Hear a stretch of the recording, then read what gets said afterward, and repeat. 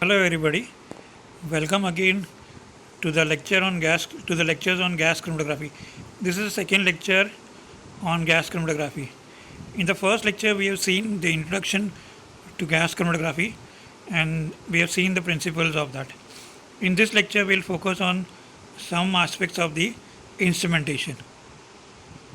Now this is the block diagram of the instrumentation of gas chromatography. You have a carrier gas supply, you have a two-stage pressure regulator. My advice will be to see the video if you are seeing on a mobile in the landscape mode. It will be better, you'll be able to see better. Okay, so carrier gas supply, you have a two-stage pressure regulator, flow controller, rotameter. It is rotameter, not rotometer. Flow splitter, syringe, injection system, column, detector, a soap bubble meter, an electrometer, an analog to digital converter, a recorder, and a data system. So this is the diagram of a typical gas chromatograph. In some of the instruments, flow splitter may not be there, and directly the mobile phase goes into the column and then it goes via the column to the detector. Here, of course, the flow splitter is shown. The detector used here is a differential detector. Okay, let's see in details. This is a schematic diagram. What we saw was a schematic diagram of a typical GLC instrument. The basic components were illustrated. Gas flow is split before it enters the column. Okay, if a differential detector is used, gas flow is split. Properties of the gas are changed by the mobile phase. Properties of the mobile phase are changed by the sample components or the analyte molecules, and the changes in the properties are measured by the changes in the properties of the mobile phase are measured by the detector. It can be conductivity, it can be anything of the gas, and that is changed by the analyte molecules. So that is measured by the detector. We'll see this, we'll understand this more better when we see the detectors. If you are using other types of detectors, then flow splitters are not required. Now the first part is the mobile phase or the carrier gas supply. The mobile phase is a gas and you require gas cylinders, and the carrier gas should have the following properties. It should be chemically inert, it should be cheap, it should be readily available, it should be of good quality, no impurities, and it should be suitable for sample to be analyzed and for the detector to detect it. The flow rate you can control by a pressure regulator at the gas cylinder. The pressure used is about 10 to 50 psi above the room pressure, that is 10 to 50 pounds per square inch above the room pressure, and this leads to a flow rate of 25 to 150 ml per minute for a packed column and a flow rate of 1 to 25 ml per minute for an open tubular column. You will come to know about these packed columns and open tubular column when we study the types of columns used in gas chromatography. Okay, so the flow rates you can measure by rotameter. These rotameters are present in the beginning of before the column. You can see the diagram. Before the column you have the rotameter, but these are not that accurate. The soap bubble meters which are used, they are more accurate for measuring the flow rate of the gas. Sometimes you can make use of electrometers, electronic flow meters, and nowadays of course electronic flow meters are used because everything is controlled by computers. The choice of the gas which is to be used is decided by the detector type or the sample components. The commonly used gases are carbon dioxide, hydrogen. Hydrogen has got low density, it is got a better conductivity, but hydrogen is inflammable, so it's a little bit risky. Nitrogen is used, it is not very costly, it is inexpensive, but it has got less sensitivity. It gives less reduced sensitivity. Helium is the most preferred gas which is used. Now the sample injection system. The sample has to mix with the mobile phase before it enters the column. The column contains the stationary phase, but the sample has to be injected. Now if you are having a gaseous sample, it is not very difficult. You can just directly introduce with the help of valves into the column. If you are having liquids, then liquids you cannot use directly. You have to convert them into gas before you can use them as samples. So there are two types of sample injection systems, syringe and valves. Syringes are used for liquid samples and valves are used for gaseous sample.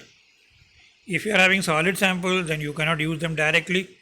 You have to convert the solid samples into volatile derivatives, and if the solid sample is volatile, then you can use it directly, but if it is not volatile, then you have to convert into a volatile derivative. Fatty acids, if you are having that's an example. If you are having fatty acids, you can convert them into esters, liquid methyl esters. So these liquid methyl esters, they can evaporate faster, they can evaporate easily, and you can use syringes. You can take them in a syringe and inject them into the column. Let's see the syringe injection system. Syringe injection system, that consists of a glass tube. If you are using the vaporization method of converting the liquid into gas, otherwise if you are using if you want to heat the liquid into gas and convert into gas, then you have to use metal blocks, and there the liquid gets evaporated. Both the diagrams I'll show you. If you are using vaporization, then you have a glass tube into which through glass tube and a septum. Through the septum, the syringe is injected, and the liquid is introduced.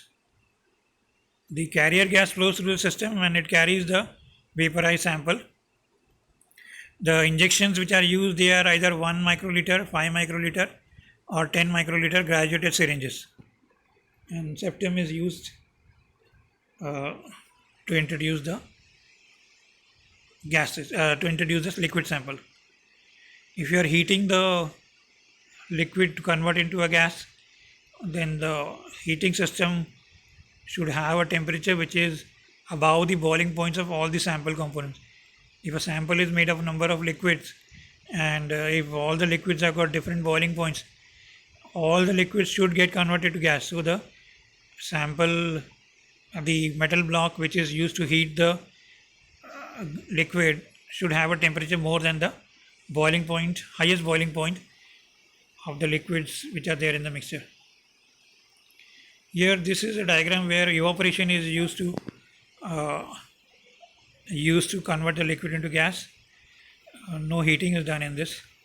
You have a septum, you have a inner liner, you have a seal which prevents the backflow of the gases back into the carrier gas supply. A little bit of the gas can go into the septum purge. The mobile phase comes at a flow rate of, it's shown in the figure, 104 ml per minute. The syringe is introduced through the pink septum. The septum is showed in pink color. It's a self-sealing.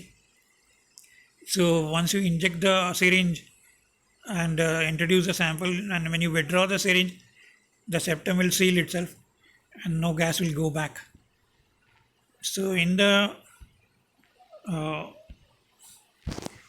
liner, the liquid will get evaporated because the pressure is low there, and it mixes up with the mobile phase and goes into the column.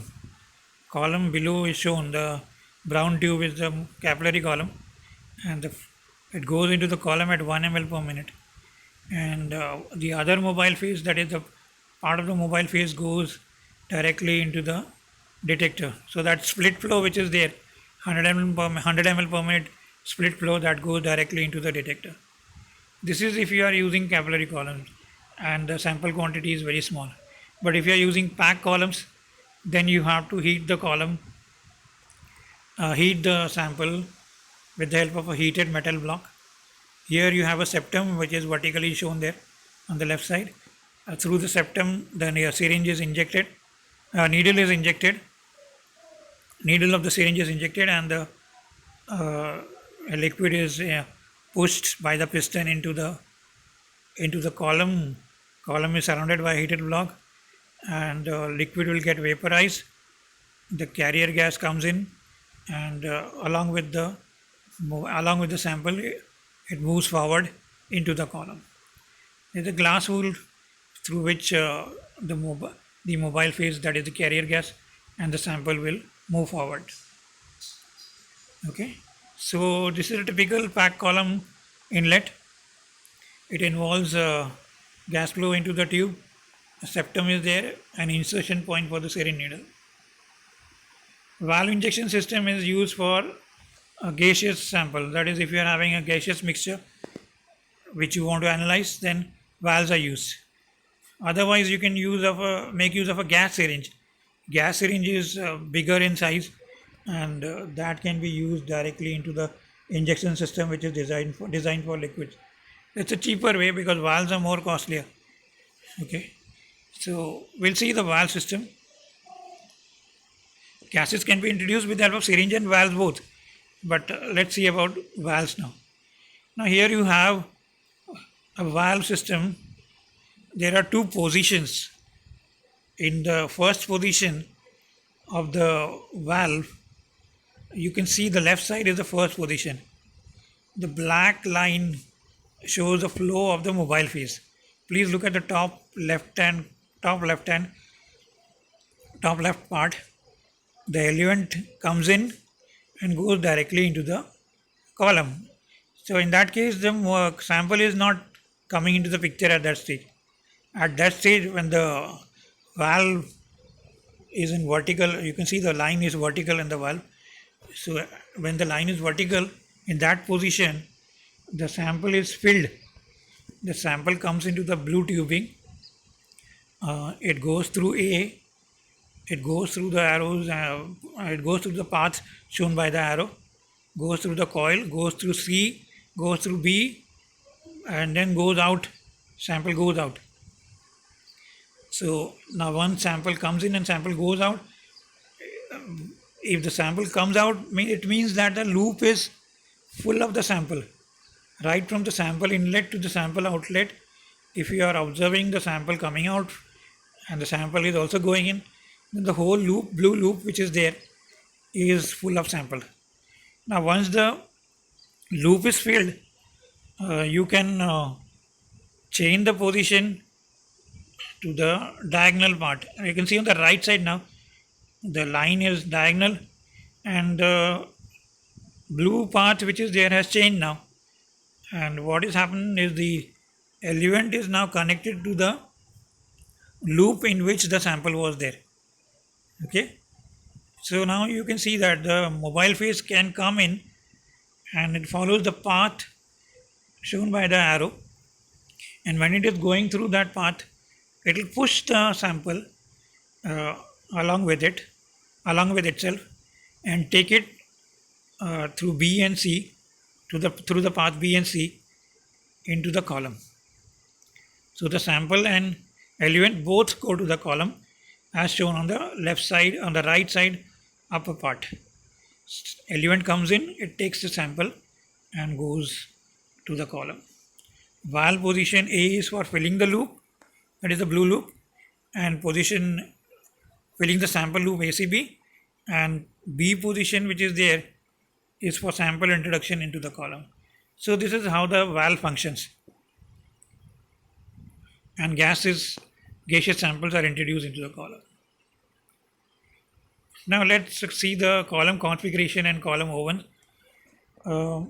Columns we'll see more in detail later on, but here a brief introduction. The types of columns which are used in GC, there are two types: packed columns and capillary columns. Nowadays, of course, most of the columns are capillary columns. Historically, packed columns were used, but the capillary columns have got higher efficiency, so they are preferred nowadays in GC. If you have a large quantity of the sample, then packed columns have to be used, but usually the samples are small in size and capillary columns are sufficient for it. The column lengths can vary from 2 to 50 meters or sometimes even more than that. The column, they are made from stainless steel or glass or fused silica or Teflon. Most of the columns nowadays, they are made from fused silica, but even other types of columns, there is stainless steel, glass or Teflon, they are available. Now the columns are very long, so you cannot have a long column into the oven. You have to coil them, and they are coiled in the form of they are coiled in diameters of 10 to 30 centimeters and then introduced into the column. Detailed discussion on the columns, column packing and stationary phases will be done in a later video. Right now we will see only the column oven and the temperature part of temperature control of the temperature during the analysis. Right? Column temperature. Now before we come to this diagram, let's go down and see. Column temperature is very important, and it must be controlled to decimal level. Now see, the columns which are there, they are housed in an oven. You cannot control the temperature of the column directly. You have to put them in an oven, and these ovens are thermostated. So if they are thermostated, means you can control the temperature of the oven, and therefore you can control the column temperature. Now the temperature at which you will operate will depend on the boiling point of the sample. Sample may have number of components, and if the sample components have got almost same or similar boiling points, then the temperature which is slightly above the average boiling point of the sample can be used, and this can result in a elution time of 2 to 30 minutes. But if you are having a sample which has got components which are having different boiling points, and they have got a broad boiling point range, then you cannot use you have to use temperature programming. You cannot do the analysis at one temperature. If the boiling points are similar, then you can use the separation, you can do the separation at a single temperature. But if you are having wide varying boiling points of the sample component, then you have to use temperature programming. You have to gradually increase the temperature stepwise or in a gradient manner, and use that for the analysis. If you are using lower temperatures, then the resolutions are better, but the elution time is more. Right? Now let's see the figure which was there earlier on. Now in this figure, it's not very clear, but you can see that there are about 9 components in this sample. In the upper part, that is part A, the elution was done at 45 degrees and constant isothermal 45 degrees they did. So they were able to separate 1, 2, 3, 4 and 5 components in 30 minutes. The fifth component had a broad peak. The components 8, 9, 7, 5, 6, 8, 9, 5, 6, 7, 8, 9 were, 6, 7, 8, 9 were not able to, 6, 7, 8 were not able to be separated. Now what they did was they increased the temperature to 145 degrees. That is shown in B part, the middle part of the chromatogram. In the middle part you can see that the components, the separation is done. That is, you are having the 8 components seen in the chromatogram, but the first 4 components, they are jumbled up, they are very close to each other, there is overlap. Right? So it's not an ideal separation you are getting. Now in the third part, the C part, you can see that all the components are separated, 1, 2, 3, 4, 5, 6, 7, 8, 9 components there, and you are getting sharp peaks for each of them. Now that analysis was done in a temperature range from 30 to 180. Temperature was gradually increased from 30 to 180 degrees in a programmed manner.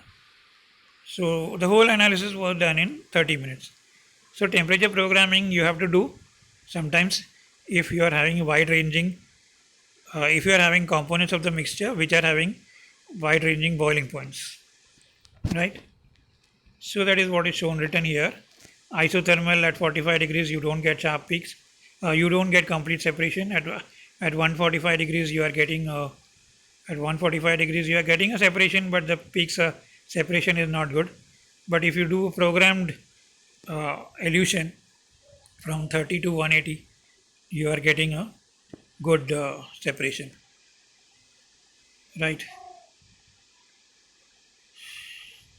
So that completes this part. We have seen the block diagram, we have seen about the carrier gas, we have seen about the sample injection, then we have seen about briefly about the column and the column oven and the temperature control. We'll continue the instrumentation in the next video.